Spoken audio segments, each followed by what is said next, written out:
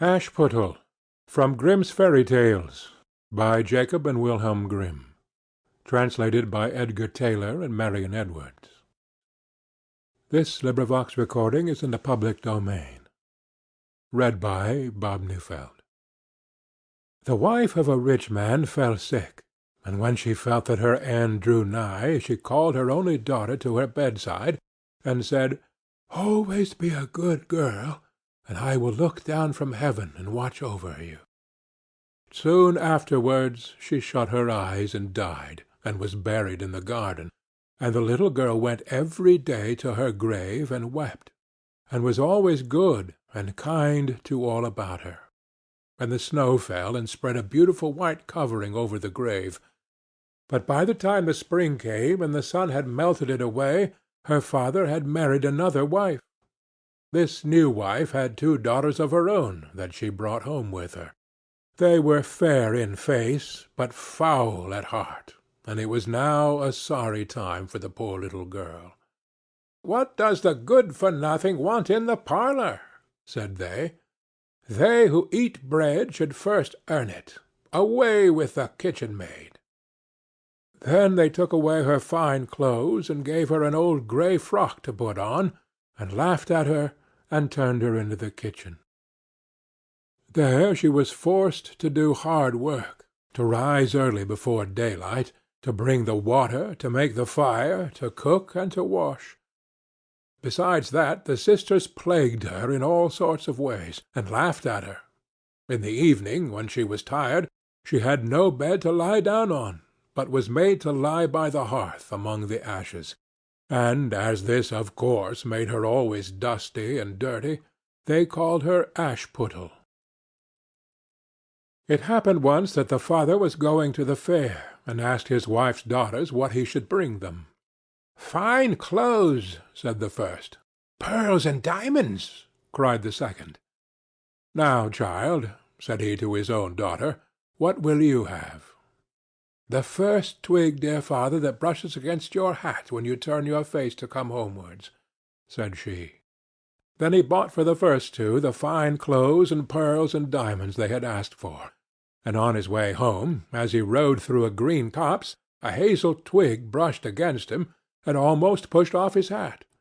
So he broke it off and brought it away, and when he got home he gave it to his daughter. Then she took it and went to her mother's grave and planted it there, and cried so much that it was watered with her tears, and there it grew and became a fine tree. 3 times every day she went to it and cried, and soon a little bird came and built its nest upon the tree, and talked with her, and watched over her, and brought her whatever she wished for. Now it happened that the king of that land held a feast, which was to last 3 days, and out of those who came to it his son was to choose a bride for himself.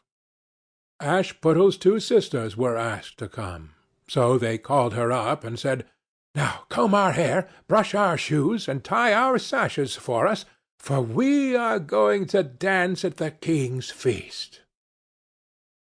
Then she did as she was told, but when all was done she could not help crying, for she thought to herself she should so have liked to have gone with them to the ball, and at last she begged her mother very hard to let her go. "You, Ashputtel," said she, "you who have nothing to wear, no clothes at all, and who cannot even dance, you want to go to the ball?" And when she kept on begging, she said at last, to get rid of her, "I will throw this dishful of peas into the ash-heap, and if in 2 hours' time you have picked them all out, you shall go to the feast too." Then she threw the peas down into the ashes, but the little maiden ran out of the back door into the garden, and cried out, "Hither, hither, through the sky, turtle-doves and linnets fly, blackbird, thrush, and chaffinch gay, hither, hither, haste away. One and all, come help me, quick, haste ye, pick, pick, pick."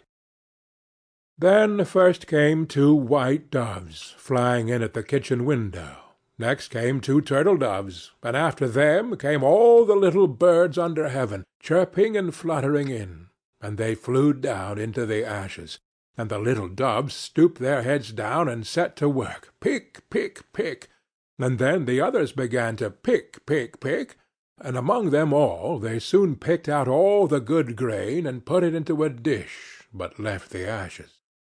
Long before the end of the hour the work was quite done, and all flew out again at the windows. Then Ashputtel brought the dish to her mother, overjoyed at the thought that now she could go to the ball. But the mother said, "No, no, you wench, you have no clothes, and cannot dance. You shall not go." And when Ashputtel begged very hard to go, she said, "If you can in 1 hour's time pick 2 of these dishes of peas out of the ashes, you shall go too." And thus she thought she should at least get rid of her. So she shook 2 dishes of peas into the ashes. But the little maiden went out into the garden at the back of the house, and cried out as before, "Hither, hither, through the sky, turtle-doves and linnets, fly! Blackbird, thrush, and chaffinch gay, hither, hither, haste away! One and all, come help me, quick! Haste ye, pick, pick, pick!" Then first came 2 white doves in at the kitchen window. Next came 2 turtle-doves, and after them came all the little birds under heaven, chirping and hopping about. And they flew down into the ashes, and the little doves put their heads down and set to work, pick, pick, pick, and then the others began, pick, pick, pick, and they put all the good grain into the dishes, and left all the ashes. Before half an hour's time all was done, and out they flew again. And then Ashputtel took the dishes to her mother, rejoicing to think that she should now go to the ball. But her mother said, "It is all of no use. You cannot go. You have no clothes and cannot dance, and you would only put us to shame." And off she went with her 2 daughters to the ball. Now when all were gone and nobody left at home, Ashputtel went sorrowfully and sat down under the hazel-tree, and cried out, "Shake, shake, hazel-tree, gold and silver over me." Then her friend the bird flew out of the tree, and brought a gold and silver dress for her, and slippers of spangled silk, and she put them on, and followed her sisters to the feast. But they did not know her, and thought it must be some strange princess, she looked so fine and beautiful in her rich clothes, and they never once thought of Ashputtel, taking it for granted that she was safe at home in the dirt. The king's son soon came up to her, and took her by the hand, and danced with her, and no one else, and he never left her hand, and when any one else came to ask her to dance, he said, "This lady is dancing with me." Thus they danced till a late hour of the night, and then she wanted to go home. And the king's son said, "I shall go and take care of you to your home," for he wanted to see where the beautiful maiden lived. But she slipped away from him unawares, and ran off towards home. And as the prince followed her, she jumped up into the pigeon-house and shut the door. And then he waited till her father came home, and told him that the unknown maiden, who had been at the feast, had hid herself in the pigeon-house. But when they had broken open the door, they found no one within, and as they came back into the house, Ashputtel was lying, as she always did, in her dirty frock by the ashes, and her dim little lamp was burning in the chimney. For she had run as quickly as she could through the pigeon-house and on to the hazel-tree, and had there taken off her beautiful clothes and put them beneath the tree, that the bird might carry them away, and had lain down again amid the ashes in her little grey frock. The next day, when the feast was again held, and her father, mother, and sisters were gone, Ashputtel went to the hazel-tree, and said, "Shake, shake, hazel-tree, gold and silver over me." And the bird came, and brought a still finer dress than the one she had worn the day before. And when she came in it to the ball, every one wondered at her beauty. But the king's son, who was waiting for her, took her by the hand and danced with her. And when any one asked her to dance, he said, as before, "This lady is dancing with me." When night came, she wanted to go home, and the king's son followed her as before, that he might see into what house she went. But she sprang away from him all at once into the garden behind her father's house. In this garden stood a fine large pear-tree full of ripe fruit, and Ashputtel, not knowing where to hide herself, jumped up into it without being seen. Then the king's son lost sight of her, and could not find out where she was gone, but waited till her father came home, and said to him, "The unknown lady who danced with me has slipped away, and I think she must have sprung into the pear-tree." The father thought to himself, "Can it be Ashputtel?" So he had an axe brought, and they cut down the tree, but found no one upon it. And when they came back into the kitchen, there lay Ashputtel among the ashes, for she had slipped down on the other side of the tree, and carried her beautiful clothes back to the bird at the hazel-tree, and then put on her little grey frock. The third day, when her father and mother and sisters were gone, she went again into the garden, and said, "Shake, shake, hazel-tree, gold and silver over me." Then her kind friend the bird brought a dress still finer than the former one, and slippers which were all of gold, so that when she came to the feast no one knew what to say for wonder at her beauty.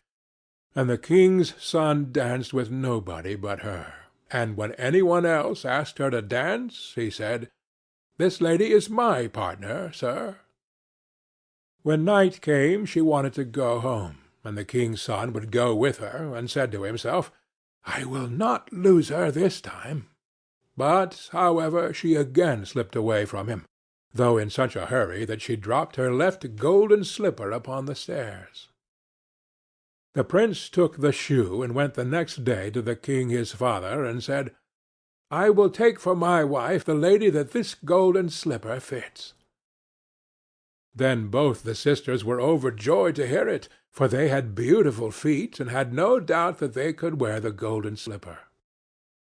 The eldest went first into the room where the slipper was, and wanted to try it on, and the mother stood by.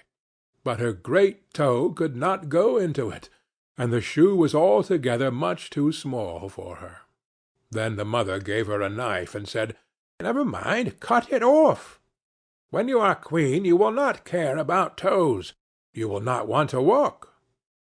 So the silly girl cut off her great toe, and thus squeezed on the shoe, and went to the king's son. Then he took her for his bride, and set her beside him on his horse, and rode away with her homewards. But on their way home they had to pass by the hazel-tree that Ashputtel had planted, and on the branch sat a little dove singing. Back again, look to the shoe. The shoe is too small and not made for you. Prince, prince, look again for thy bride, for she's not the true one that sits by thy side." Then the prince got down and looked at her foot, and he saw by the blood that streamed from it what a trick she had played him. So he turned his horse round and brought the false bride back to her home, and said, "This is not the right bride. Let the other sister try, and put on the slipper." Then she went into the room and got her foot into the shoe, all but the heel, which was too large. But her mother squeezed it in till the blood came, and took her to the king's son, and he set her as his bride by his side on his horse, and rode away with her. But when they came to the hazel-tree, the little dove sat there still, and sang, back again, look to the shoe. The shoe is too small and not made for you. Prince, prince, look again for thy bride, for she's not the true one that sits by thy side." Then he looked down and saw that the blood streamed so much from the shoe that her white stockings were quite red. So he turned his horse and brought her also back again. "This is not the true bride," said he to the father. "Have you no other daughters?" "No," said he. "There is only a little dirty Ashputtel here, the child of my first wife. I am sure she cannot be the bride." The prince told him to send her, but the mother said, "No, no, she is much too dirty. She will not dare to show herself." However, the prince would have her come, and she first washed her face and hands, and then went in and curtsied to him, and he reached her the golden slipper. Then she took her clumsy shoe off her left foot, and put on the golden slipper, and it fitted her as if it had been made for her. And when he drew near and looked at her face, he knew her, and said, "This is the right bride." But the mother and both the sisters were frightened, and turned pale with anger as he took Ashputtel on his horse and rode away with her. And when they came to the hazel tree, the white dove sang, "Home, home, look at the shoe! Princess, the shoe was made for you. Prince, prince, take home thy bride, for she is the true one who sits by thy side." And when the dove had done its song, it came flying, and perched upon her right shoulder, and so went home with her. End of Ashputtel.